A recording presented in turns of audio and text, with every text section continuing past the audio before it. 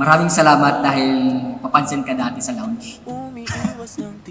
Siguro kung hindi ka naging papansin before, hindi mo matatagpuan ang isang katulad kong masipag na mag-iba. Italiwas sa dilim ang natatanging kagandahan. Nakilala ko siya sa teatro. Si Ana talaga yung nagpapapansin sa akin.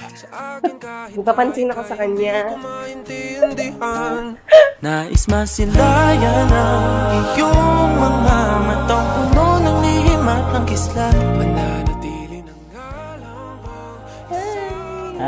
Sinusumbong sa akin ng core, umiyak ka daw. Ganito pala yung feeling. natuturete sa'yo.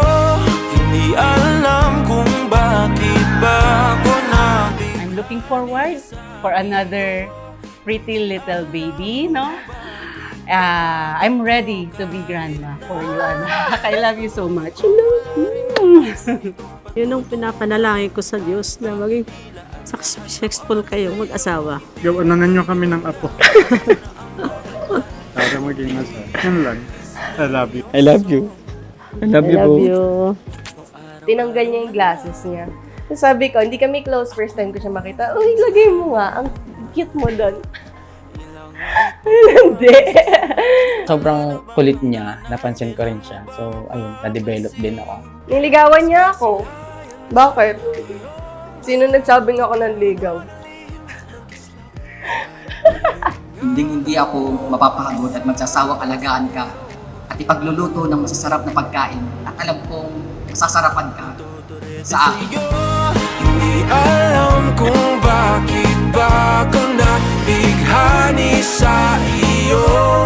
Hindi alam kung bakit ba ganito. Kahit na alam ko mukhang wala rin naman itong patutunguhan.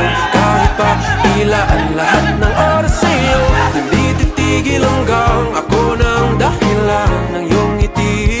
Misteryoso, mga mata'y nagkatagpo habang naglalaban ng hiwaga ng liwanag at ng dilim. Who would have thought in a simple journey sa hinabahaba ng posisyon sa simbahan kayo tutuloy?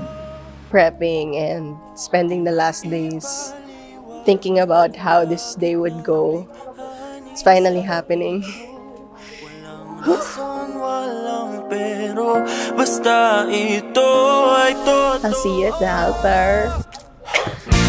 Di akalaing makakapiling ko ang isang katulad mo. Tila isang engkanto. Pinapangako ko hanggang dulo, wala na tong atrasan. Sa wakas, andito na tayo at nangangako ako sa harap ng may kapal na ikaw lang ang pipiliin ko habang Misteryoso. You may now kiss your wife. Misteryoso. Oh, oh, oh. Misteryoso. Hi, love. Maraming salamat dahil... Kakayak na medyo. Ba't ganito? Parang tanga. Ayoko. Message lang to. Maraming salamat kasi hanggang dito magkasama tayo sa laban. Wala nang atrasan to. Hanggang dulo, magkasama tayo. Alam mo naman proud ako sa'yo. Saka nakita ko kayo ni ano kung nung bata kayo hanggang tayo na ang galing nyo. Pakaka-proud ka. Saka dapat ma-enjoy lang tayo. Naiiyak. Ganito pala dito.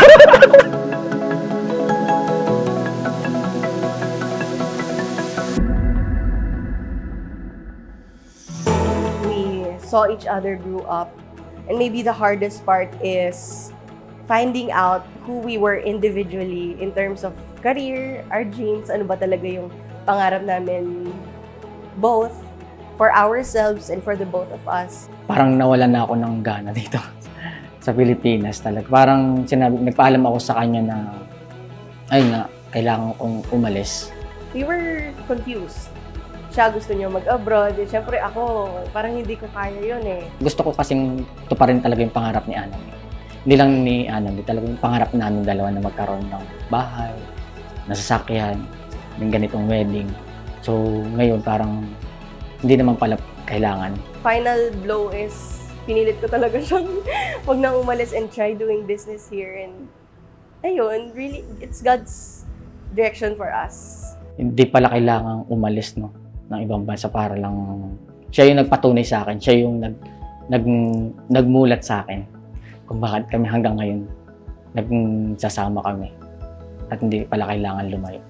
Ayun. Dito lang tayo magkasama. As long as magkasama, we're both growing up, we're both loving each other, I think we're good.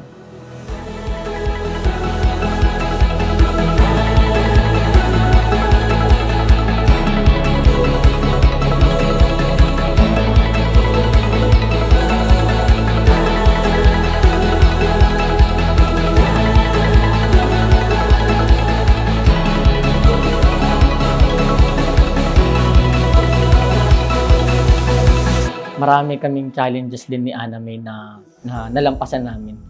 Na kahit yung hirap, tapos sa ginhawa, talagang siya kasi nasasandalan ko eh.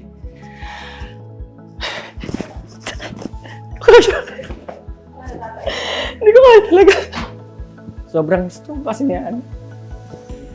Kahit saan laban, hindi ako iniwan ni Anami. Pag ako napapagod, siya yung nasasandalan ko.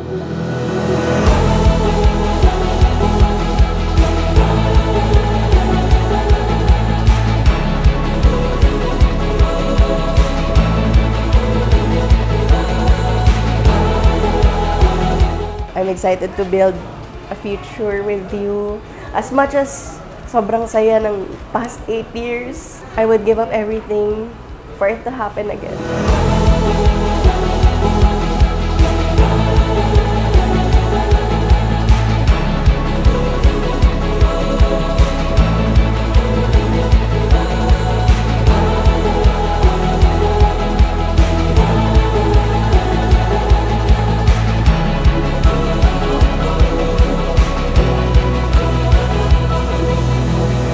Mahal kita kasi kahit di ko nakikita minsan ang potential ko, you're always there to remind me of how strong and powerful I am.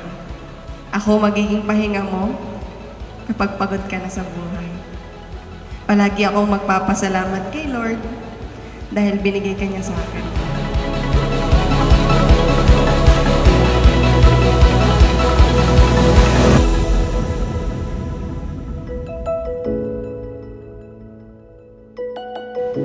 You are the best thing that's ever been mine.